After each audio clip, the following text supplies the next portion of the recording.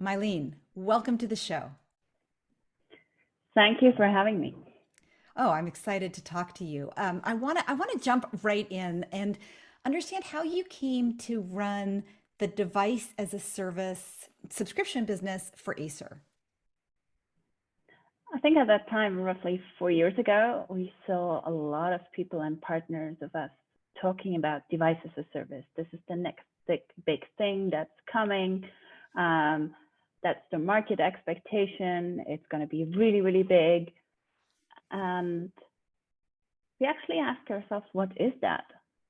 Everyone's talking about it, but it was not that there was a definition of what that was actually was. Everyone said, okay, device as a service. In the US, they said, when you were talking to Americans, they were saying, desktop as a service, so virtual desktop. So also some different wordings in the US and in Europe. And then it was like, okay, what is device as a service? Yeah, it's something like car leasing. It's something like car leasing, but then you have petrol included. And someone else said, no, it's the entire IT infrastructure as a service in a leasing model. Some others said, no, it's that you can have access to your entire IT on a flexible model and can cancel your subscription every month.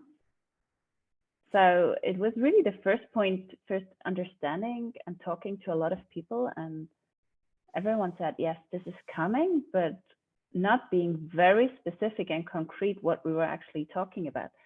So the first couple of weeks, months I spent on talking with different industries, from industries like software that were very advanced already, seeing the example of Adobe that went through this change and transformation from transactional sales into full subscriptions and SaaS, to traditional banks that do leasing or equipment finance for some time already. And everyone had a bit of a different take on it, what it would be. So we had to define for ourselves what we actually want to achieve as a company, but even more so, what are customers looking for? What is driving this trend? And we came to a couple of conclusions. We said, in the past, every machine that was delivered to a customer would need some manual touch on it. So uploading of some software, some settings, so that people could actually start working on the machine. But with cloud adoption, a lot of those things can be done remotely. And a partner who delivers the service doesn't need to touch the device anymore. So we said, okay, there is a big part that, even though we're talking about PCs as a service or devices as a service, there is a big part that is software that empowers or really makes the value proposition to the end customer. So we said, okay, we need the hardware, but we also need software so that we can really deliver a service to the end customers that they can work. And what else do they need? They don't want that product or hardware fails. So we need some more managed services around that. So for us, we define device as a service as a combination of hardware, software, and services. Could be from installation to data wiping at the end of the use. All that together in a subscription on a monthly or a quarterly basis. Yeah. So I mean, it sounds like when you were tapped to lead this, there was a lot of clarifying that you had to do before you even, started to prepare for the business. A lot of agreements and definitions that had to be established. How did you come to? How did they decide that you would be the right person to lead this? What was your journey um, as you pointed out, it's a very new space. Um, so what made you qualified to lead the charge? I think there was a lot of luck in the game, but I always said, after being with the company for, by now almost 15 years, I covered different roles in the company, a lot on project management, built up different departments But what all those had in common, that it was always cross-functional, that it Okay. was not specialized into one department, and that really, really helped me to connect the dots. It has an implication on finance, it has an implication on IT, it has an implication on marketing, and it has an implication on sales. And I think I expressed that what I'm interested in is innovation and creating new things. I think that's what it was in the past, to create new teams and new departments. And with that, it got even one step further to create a totally new business, like a startup within the corporation. Yeah. So something that I've seen at some large organizations like Acer, when they introduce subscription, is they bring in an outsider who has some subscription experience. Your path is different. You came from, I mean, your strengths sound like you knew the organization well. You had cross-functional expertise, both. You had cross-functional expertise and you had cross-functional expertise with this particular company. You knew players. You have credibility. Do you think if you were giving advice to some other large company that was, going to go into device as a service kind of a business, can it be done by an outsider? Or do you think it's a better choice to look for somebody that has this, internal credibility and experience, even if they don't have the deep subscription expertise?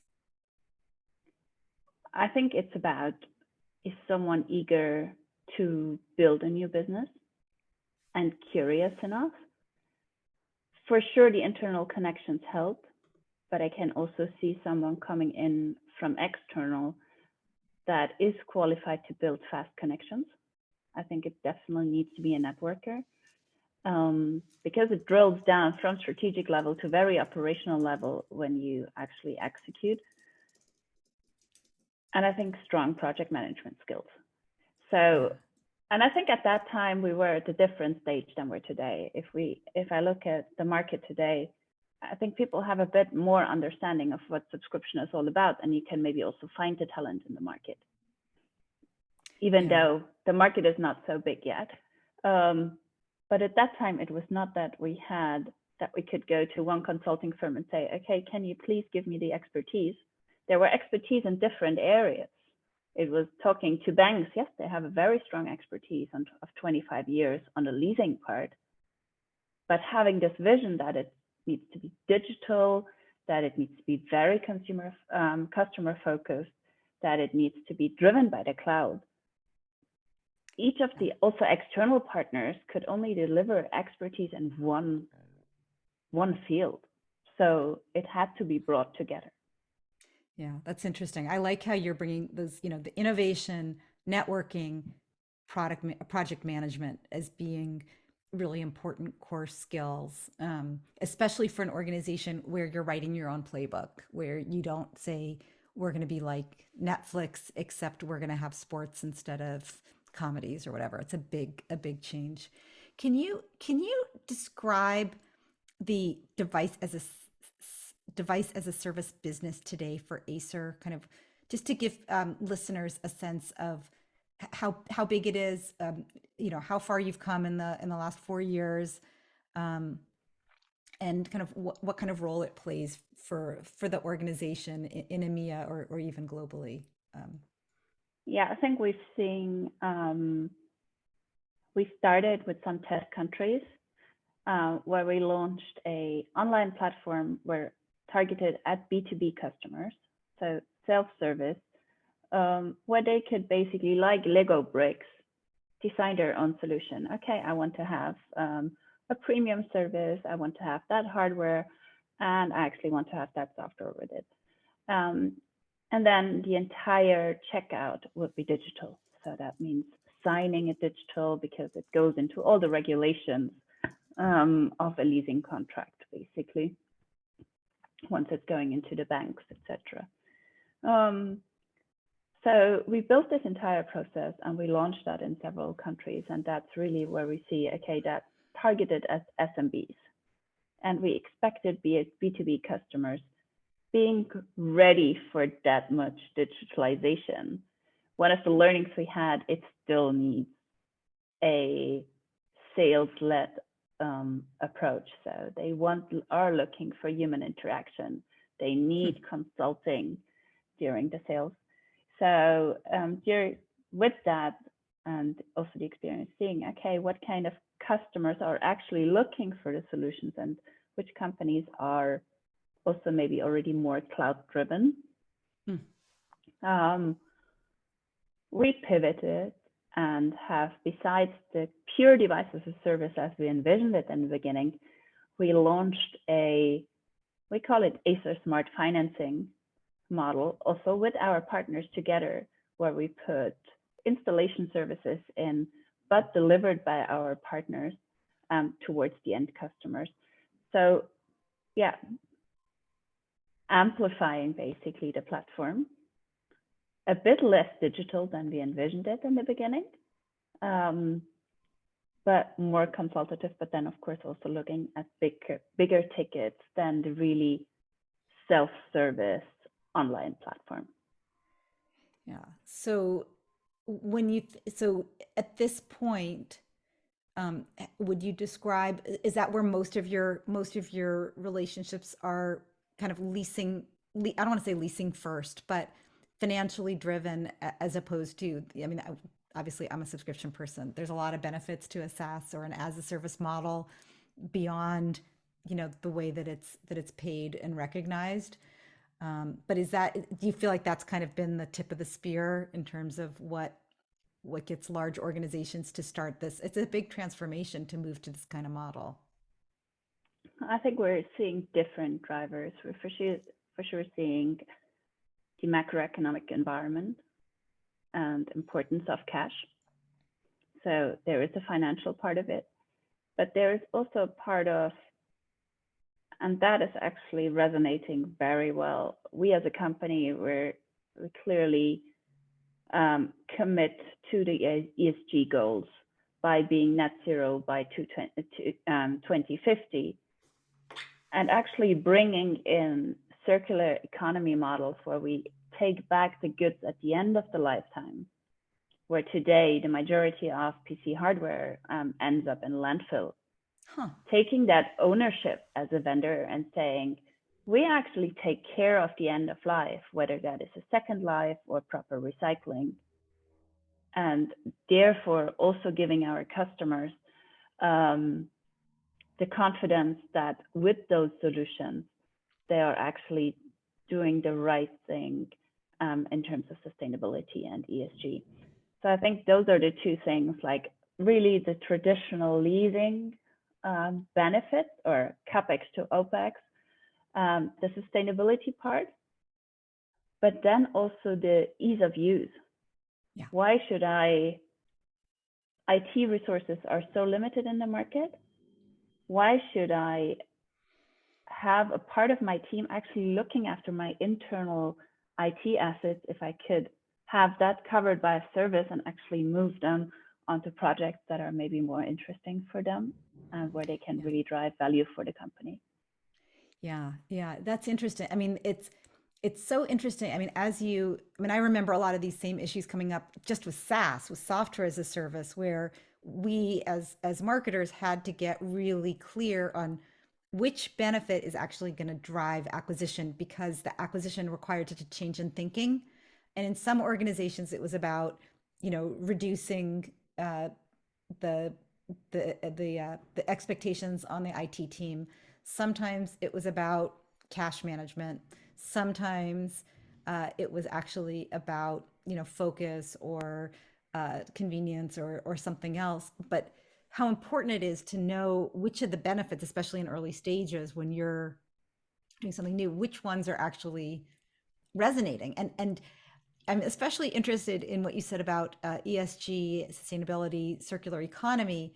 When I started working in subscription, it never occurred to me that that would be a benefit. But especially in the world of physical products, it becomes a really big valuable to say, oh, I can just give you all of the old hardware and feel, at least, first of all, it's not my problem, but maybe you're actually going to do something better because you're more sophisticated and have more volume than we do. That is actually a driving benefit, especially for organizations that have a public, ESG commitment. Yes, and we have as the ESG commitment that we have, but also as the only vendor that we actually have our own service operations.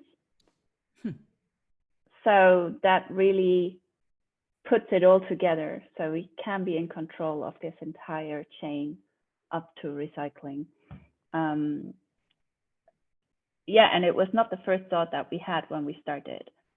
But coming back to your point on understanding what are the customer needs, it can be, in the past, we had to position our product from a specs perspective. Right. What kind of CPU do you have? What kind of storage is in there? What is the look and feel? And now it's getting much, much broader. Yeah. In the beginning, it was like talking to the head of IT and he could select the product. Now, maybe one argument goes with the CFO, one argument goes with the CSR office. Some of the arguments rather go with the CEO. So it's really covering, also the selling is becoming much more complex and 360 degrees. Yeah, that's really interesting, which probably helps though. I mean, it's more complex, but also, you know, IT can be really hard to sell to. And, you know, if the CSR team has some leverage, they might tip the scale in your favor, giving you, I guess it's more complicated, but it gives you more levers. Yes. Which is super interesting. I wanted to ask you, you're running EMEA, and I'm interested, you know, a lot of my guests on the show are, you know, I'm very US centric. I'm very provincial. You know, I try, but you know, I end up having a lot of American companies and American executives, which I'm happy to have the opportunity to hear your experience. And I'm interested, are there things that are different about operating in your region?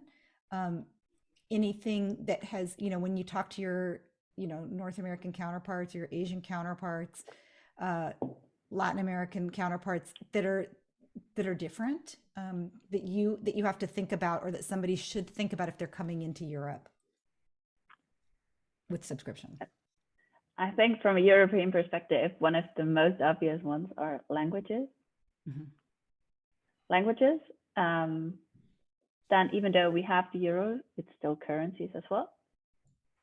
Then we have big markets that are maybe more similar to the US, like the UK, but that brought the Brexit brought a lot of challenges with it, especially when it's about shipping. How do we do a service? And then regulations. We have maybe European directions on regulations, but each and every country, especially when it goes into a part of the solution being finance, it goes into very local regulations, and that needs very specialized lawyers that understand local regulations and how to interpret them and how to build solutions around it. So it's not that you can build a solution, a subscription in one country and just scale. Yeah, that's really interesting. I mean, it's a lot of regulation and the whole financial element that, you know, it's for many of your clients, it's really a financing play, as something that's really important, and you have the hard assets. I had, one of my early guests was the person who runs for Hewlett Packard their instant ink business, Anthony Napolitano, and talking about, you know, these kinds of issues and the additional level of complexity of, you know, hardware leasing, or, you know, thinking about that as part of the overall package. And then he was here in North America, but the European, you know, additional regulations, additional languages, additional currencies, it really is complicated. Yeah, and I think it's about defining which markets to go first, mm-hmm. which kind of cultures to navigate first, then also on top of the complexity that comes from regulations. And I think there is also different cultural readiness. Maybe some markets are still more looking for ownership rather than usership, where the possession of goods is, why should I pay for something that doesn't belong to me?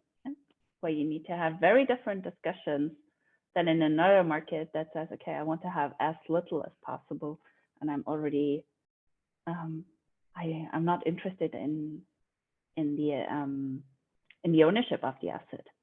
When we're looking at markets, there it can be even in consumer markets. Looking into the Netherlands, there is a company called Swapfiets in the consumer space, where a lot of people are just using bicycles as subscriptions.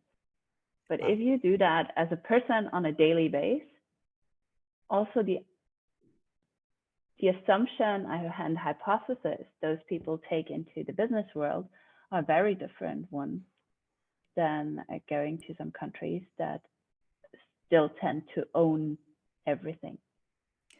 Would you say, is it the Nordics that are the most subscription ready, uh, or UK, or which which which areas do you think are more ready, um, both on the consumer side, because I think you have a perspective there, and certainly on the B2B side?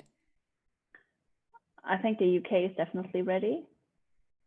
The Nordics from a culture perspective as well, but the Nordics as a market are 4 markets that are fairly small, so adding a lot of complexity for the size of the market.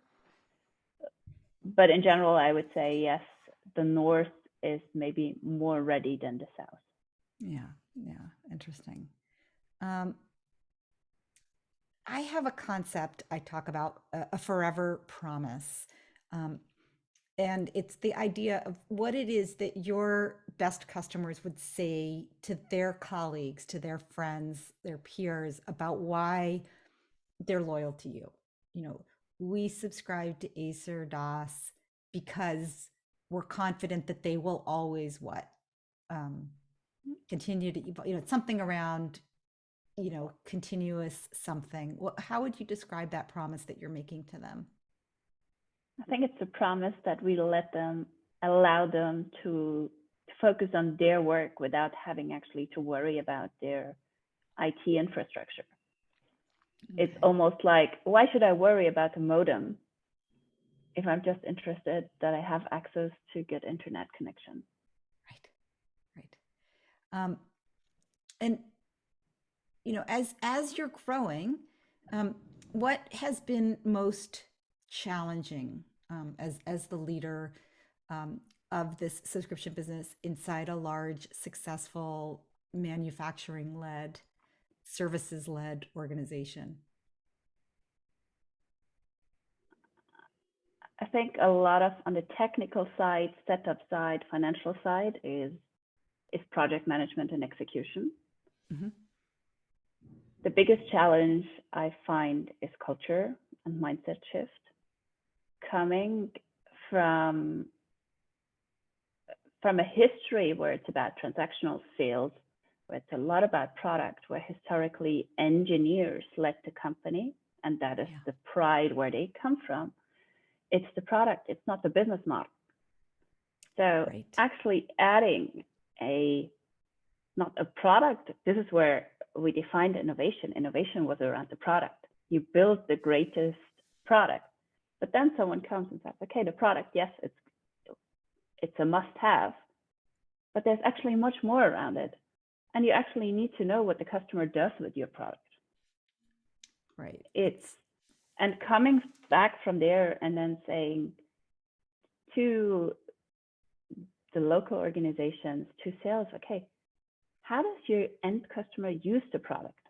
What does he do with it? What are his biggest concerns? What are his needs? What kind of problems can you solve? When we see the market, there's hardware and all the services that are around it, and that this market is much bigger because that drives the value of the product. We need to yeah. get closer to understand what our customers really want. And if Yeah. that is that I need to have a coffee every morning at 10 a.m. next to my laptop in order to function. Yeah, that is really hard. It's funny, I've been working with subscription businesses for a very long time, and I think It's only in the last, I'm going to say the last 5 years that I became really aware of the cultural challenges to moving to subscription.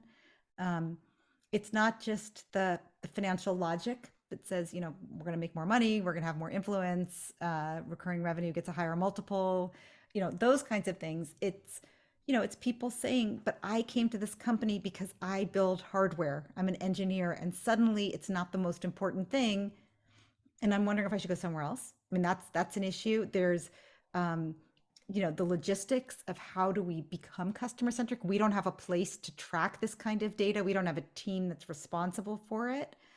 Um, there's this question. I was talking with a very large manufacturer this week, and tell me if this resonates for you.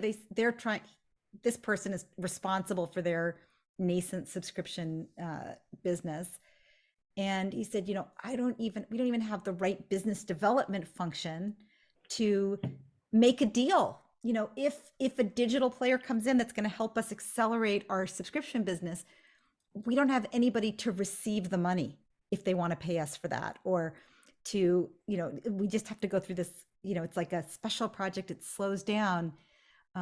There's just no infrastructure for this way of doing it. And then finally, subscription revenue comes in a very different way. That's why your customers love it, right? You pay a little bit at a time. But that's, the numbers are very small at the beginning because ARR takes a little while to become impressive. There's that, concept of swallowing the fish. I don't know if you've seen this, but it's, 4 to 6 I think years. it's I think Yeah. it's swallowing the whale for all kind of hardware Yeah. businesses, because it's even more so. Yeah. I love that. Swallowing the whale, a new term.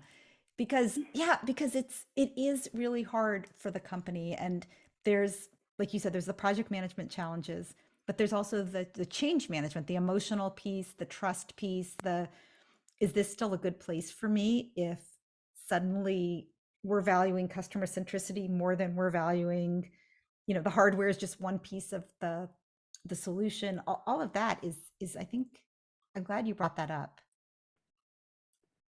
Yeah, and I think I'm just guessing. I'm having conversations where it's about, okay, it's my margin today. This is where my KPIs are. I need to deliver this quarter revenue, this quarter margin. This is what I'm paid for. And Mailin, you're telling me that I should be interested about long customer relationships that will pay off in 3, 4, 5 years from now. And how do you incentivize me for that? What is my Yeah. benefit today if I do that? These are your peers Those are within my sales, yes. your sales team. Yeah. Yeah. So how do you handle that? Do you kind of go up to the top and look for some kind of an executive sponsor? Do you go kind of more peer wise over to the sales team and say, hey, we need to change compensation plans? How do you? What advice do you have? How do you do that? How do you, you know a lot of people in the organization. You've been there a long time. Um, how do you make that happen? I think there is no either or. I think it needs top management endorsement and full backup, because it sometimes feels like bringing something new like that to the market and changing your organization, you feel like you're someone from the moon, and they look at you and say, okay, you really haven't understood our business, what you're telling us. So you need this backup from top management to say, okay, this is the way forward. And also to experiment and to try things, how to make it work. But then it's as important as talking to the field forces and explaining and explaining again. It's the field of expertise. I'm in my world every day, but for them, it's just a part of their business. And maybe they see a presentation and they forget about it again, because till someone again knocks on their door and says, look, we really need to push that business, till they've really understood. So I think we went in a couple of directions. We put in, yes, incentive plans and changed compensation schemes, but we also changed hiring processes. or hiring profiles. So we looked for very different profiles when filling open roles with expertise, maybe not in the PC field, but in as a service field. And that could be all kind of services. That could be software, but that could be even a car, but someone who's familiar with the concept of recurring revenue and how to sell it. Yeah. Yeah. They are a different kind of person. Um, it's also, something that we haven't really talked about, but I'm guessing is an issue is when you sell hardware traditionally, right? If I buy a laptop, um, it's mine. And if I don't use most of the features, um, that's my if I use it like a typewriter and all I do is use my word processing application and that's my problem because I've already paid for it. Even if I paid for a super powerful machine, um, if I'm subscribing to it and I'm not using any of the great features that you've invested in, um, I might say it's not worth it to me and I might cancel. So suddenly you have more responsibility for the after sales relationship because they can leave.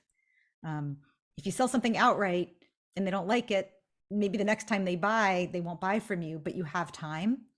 So how do you think about that post sales piece of the pie? Have you changed how that's done uh, at Acer or specifically for your team?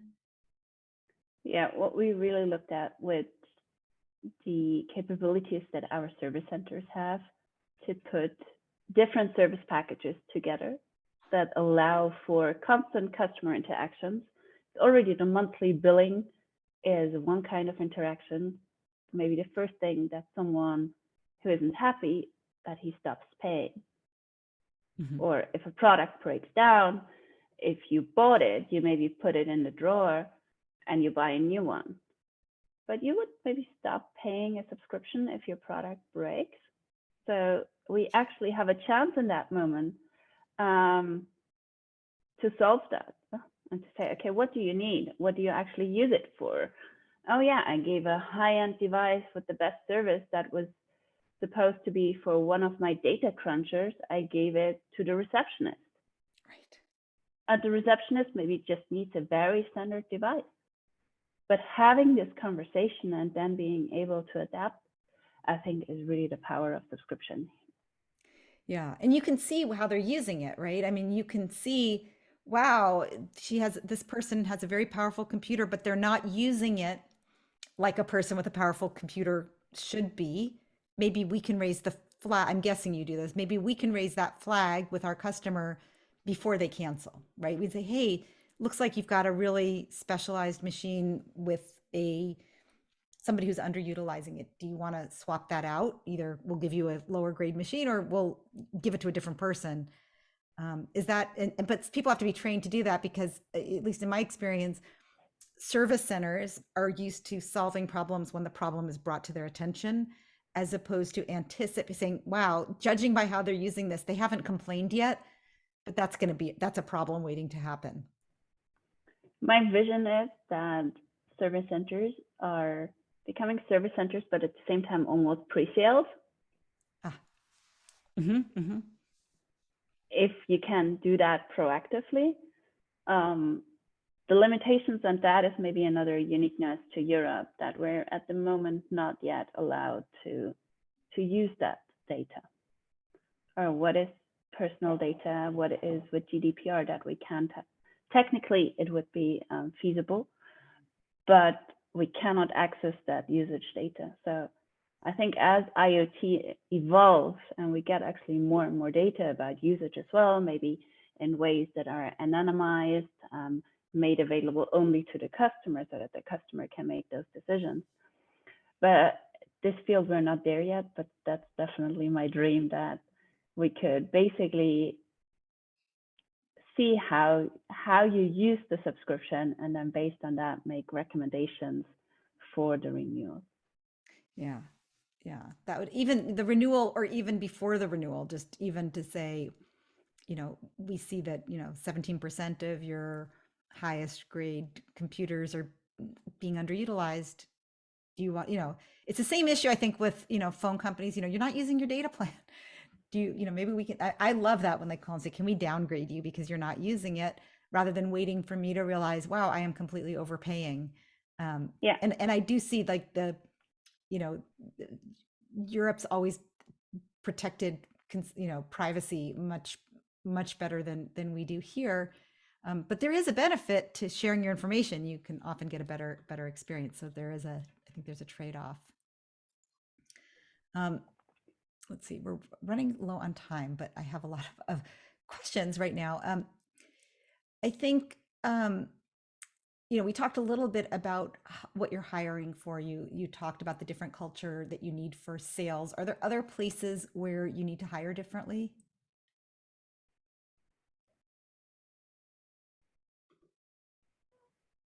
I think sales is definitely the biggest part. Then, depending on the readiness and background of people, also certain management roles, if you need certain organizations to change more, it needs to have one missionaire in each organization that really advocates the solution and says, okay, we need to do this, and understands long-term vision to make the impossible possible, because sometimes it feels like pulling a leg and the arm at the same time for, as you said, very little revenue in the short term. While it would be much easier to maybe sell 2 containers full of PCs, and if that's a trade-off of your resource time, you say, if you don't really understand why it's so important doing this new business, you would always fall back to the old way of doing things.